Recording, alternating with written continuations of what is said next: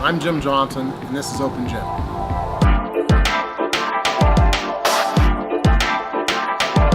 Hi, I'm Jim, and today what we're going to be doing is discussing meal planning. And really the benefit of meal planning is that you just don't have to think or suffer with what you're going to eat. Most people enjoy good quality food. However, they have fast food just as a lack of having other options. So by preparing your food, you know what you're going to eat and when you're going to eat it. Today what we're going to be preparing is chicken, salmon. Our carbohydrates and fiber are going to be coming from broccoli. We're going to have a nice dish with some kale, and then asparagus. So to get started, we're going to go ahead and prep our chicken, prep our salmon. First thing we're going to do is take our garlic cloves and give them a little pound so the skin opens up, nice and easy, just like that. All right. Now when I chop my garlic, I like to cut them into little thin pieces, lay them next to each other, and then I'll cut them the other way. Now there's a couple different ingredients. We've got some fresh dill here, which will go great with the salmon, and then some fresh rosemary, which is going to go great with the chicken. So first I'll take off some of the rosemary. And when we cook, we try to cook these down if you can, if you're using a sauce or something of that nature. When you're grilling them, you want to cook it, chop it as fine as you can before you cook it, because it really is a strong flavor, and if you get little bits of it, it's fantastic. If you get too much, kind of like wasabi, if you know what I'm saying. Alright, keep that off to the side. That's my rosemary. And now we're going to get a little bit of dill in there. Same thing with the dill, really finely cutting it.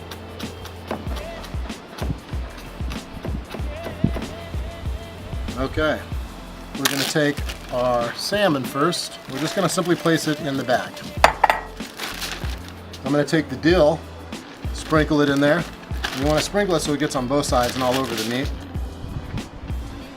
Try not to touch it with your hands if you can avoid it, so that you don't have to have the germs that come with handling raw meats. We're going to take the other bag, we're going to pour our chicken into there, and you'll see why I brought so many cutting boards, just so that we don't have to cross-contaminate. Chicken has something on it called salmonella that if you don't cook it, it can make you extremely sick.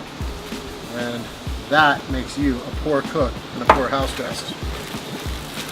Next stage is I'm going to take a little bit of olive oil, just drizzle that over. And what that does is it allows the flavors to start mixing with each other.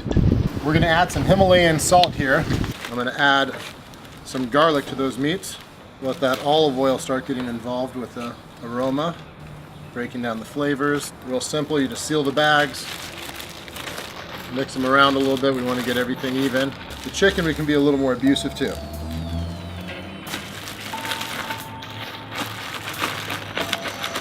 Good, just getting it on top of everything. Set that off to the side. I'm going to prep my vegetables, and you just want to get the ends of these things off. Try not to cut too many at once. You don't want to injure yourself, only as much as you can handle. Great, you slide those off to the side. Grab my bag, place the asparagus in the bag, put the garlic in, Himalayan sea salt, a little more olive oil, a little bit of pepper. Same thing, move that around. Alright, well, the next thing that we have is broccoli and then a little bit of kale, and then we're going to start cooking. And add your garlic, a little more olive oil, Himalayan sea salt. Good, we'll get that mixed up.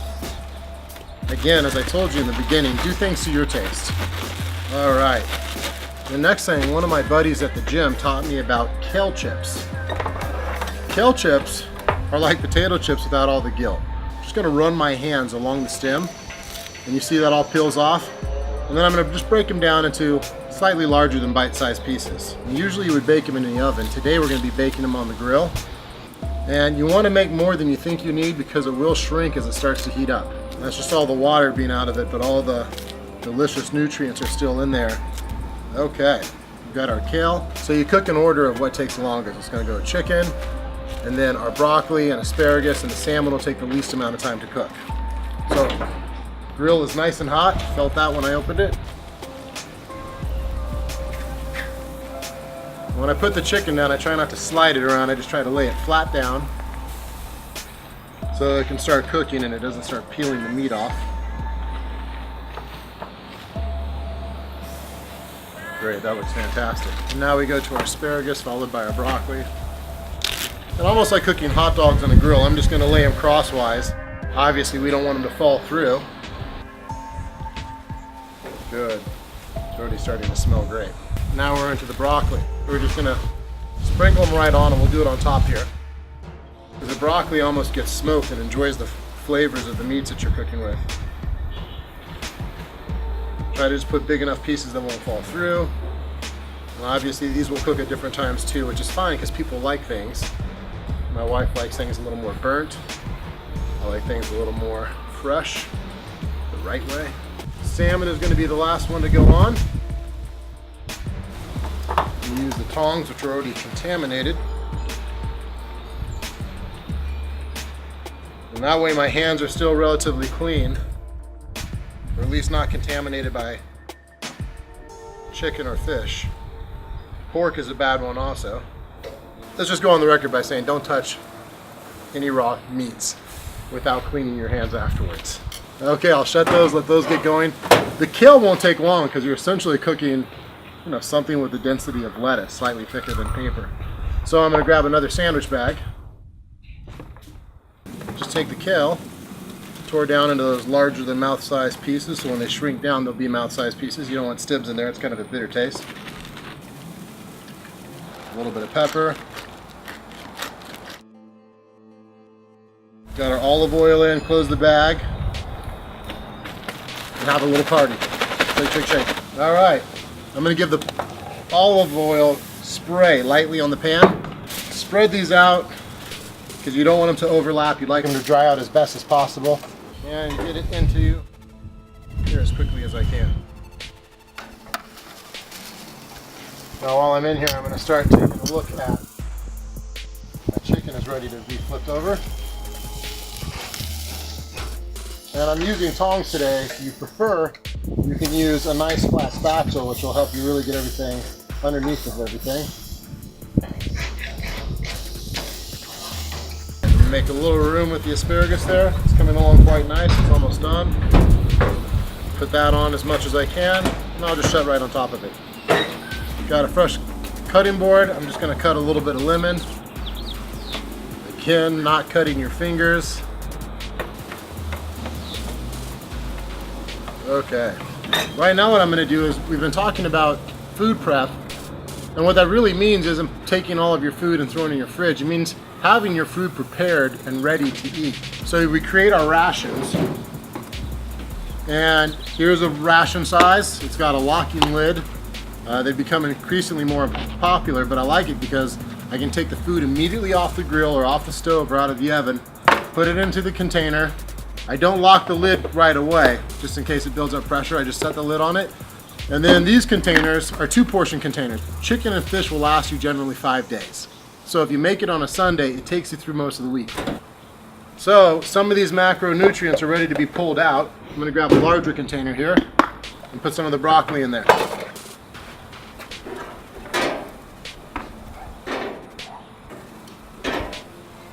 And we see that's 1 portion and how simple and easy that is. The more you cook it, generally speaking, it loses more nutrients. And I know I said I wouldn't lock it down. On a protein, something that's going to hold a lot of heat. On a vegetable, I'm not nearly as concerned. Now back to the fish. Make sure they're cooking well. Okay, that actually does look nice. You can see that deal cooking right in there. Turn the chicken over a little bit. Good, you can see that part's a little bit hotter. So if something's not cooking the way you want it to, get it onto a hotter part of the grill. Move these fish back to get a little more room to shut the lid. Okay, now we're going to take some more portions of broccoli off. That's a nice portion. And now I'm going to take a half portion here, just because I know this is going to be something that I'm going to enjoy to eat. A little bit of fish and a little bit of chicken and a little bit of broccoli. So when that's ready, I can add the chicken to it. Oh, those asparagus look great. Okay, those are ready to start taking off, and I'll use a larger container for those. Okay, and I'll have to finagle a lid for that in just a moment. Actually, what I'll do, since I've got these containers that are a little shorter, I'll just cut the asparagus in half once, and then I can fit them in there nicely. Okay, those will be cut in a moment. You can just kind of tell by the color of the meat and the density of it. If it's hard, you know, then the flesh is getting hard from being cooked. So we've got our half broccoli portion, and this one will be a half chicken portion. Nice and easy, just like that. There's a meal ready to eat. You know what this meal does? This meal keeps you from feeling guilty. This meal may make you feel gorgeous inside and may actually materialize that gorgeousness on the outside. Obviously the little portions are going to do better for you. Good, that one looks great. That's going to be our asparagus portion. So I'm just going to cut the chicken breast right here. You can see that it's nicely cooked. It's very pretty. And there's another nice portion for us. Put the lid on. This one I'm not going to lock down just yet. Lovely. This is a large piece of chicken, in case somebody wants a whole breast. What I'm going to do with the fish is, I'm going to add a piece right here. That look nice. The rest of the fish I'm going to put in one container, because I'm not quite sure how I want to pair it yet. Alright, and now we're just going to wait on the kale. And right here we've got our salmon, we've got chicken and asparagus, and I'll just give you a peek inside how fun this all looks. We've got healthy portions of carbs and fibers, and like I said, it even has protein. We've got our grilled chicken. You can see how nicely it's brown, and on the inside it's just white and juicy, and that juice that we have in there is going to keep it feeling and tasting kind of fresh. Salmon on a bed of asparagus, a standalone chicken breast, more asparagus and chicken, which are great sources of fat and protein and fiber, and then some more salmon for the road, and then we'll bring those kale chips out to you in just a second. You know, Einstein wore the same outfit as often as he could because he didn't want to tax his mind's mental energy to have to decide what to wear. So what I'm telling you is pre-packaging your food will actually make you smarter. You won't have to wonder what to eat anymore. And if you decide to wear khakis and a collared shirt underneath a sweater like Einstein, it's probably going to make you smarter too. You won't ever have to say what's for dinner or what am I going to wear. Always make sure you've got something handy to protect yourself when you're removing things from the oven. I also have a nice cool pan here. I'm going to slide the pan underneath, protect my hand, and I'm going to place the towel on top of the other pan. Close everything up. You can see our kale chips, crunchy, delicious, and we'll absorb the flavor of whatever you make. So those jalapenos are sounding kind of tasty, so if you do that, let me know. And that's how you meal prep. It makes you smarter, reduces the number of dumb questions you have to have, limits your options so that you don't make bad decisions, and also it means that whatever you're eating is something that you've designed to eat, you have absolute control over, and it's going to give you the longer quality of life that we talk about.